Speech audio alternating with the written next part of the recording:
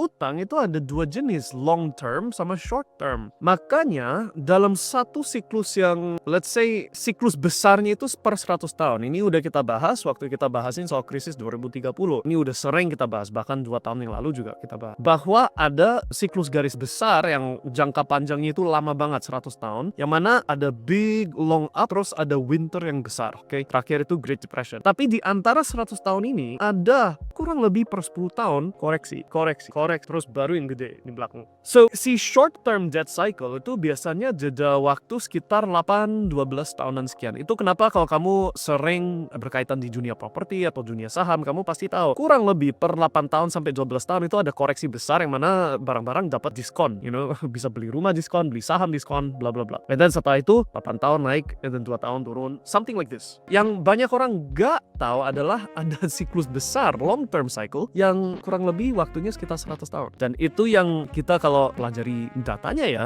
itu yang lagi kita mau hadapin sebentar lagi. Itulah kenapa kita bahasin soal ada krisis 2030, karena kurang lebih per 100 tahun ada 1930s Great Depression, 2030s apa itu Great Depression-nya versi kita. Kenapa kok ada siklus? Kenapa kok ada masa naik, ada masa turun? Semuanya berhubungan sama utang. Kalau kamu belanja duit hari ini, yaitu dapat utang terus dibelanjain, besok harus bayar balik. Nah, kalau kamu belanjainnya ke aset yang produktif, jadi kamu pakai utang, tapi untuk beli misalkan Bitcoin yang naiknya 100% setahun, ya berarti kan itu uang gratis, karena aku belanja 1M, nanti aku harus bayar balik 1M 100 juta, 10% bunga dalam waktu 1 tahun. Tapi dalam waktu 1 tahun Bitcoin sudah naik, misalkan, jangankan 10M, 5M, ya aku tinggal cair 5M, 1,1M bayar balik, 3,9M gratis. Paham ya konsepnya? So, kalau utang dipakai untuk belanja sesuatu yang produktif, maka silahkan utang. Tapi realitasnya mayoritas konsumen itu ngambil utang untuk hal yang konsumtif. Oke, so malah belanja uang hari ini yang harus dibayar balik besok dengan bunga, tapi untuk sesuatu hal yang nilainya makin turun. Jadi contoh yang paling umum, mobil. Beli mobil setengah M, right? 5 tahun dari sekarang termasuk bunga udah harus bayar maybe 700 juta bukan 500 juta karena ada bunga. Tapi nilai mobilnya 200 juta setelah 5 tahun. Misalkan, ya itu kan obviously not a good choice. Yang pelajari histori semua pikir lagi saat naik enak-enak aja, silakan utang banyak-banyak gitu loh. Tapi mereka lupa bahwa ada saatnya harus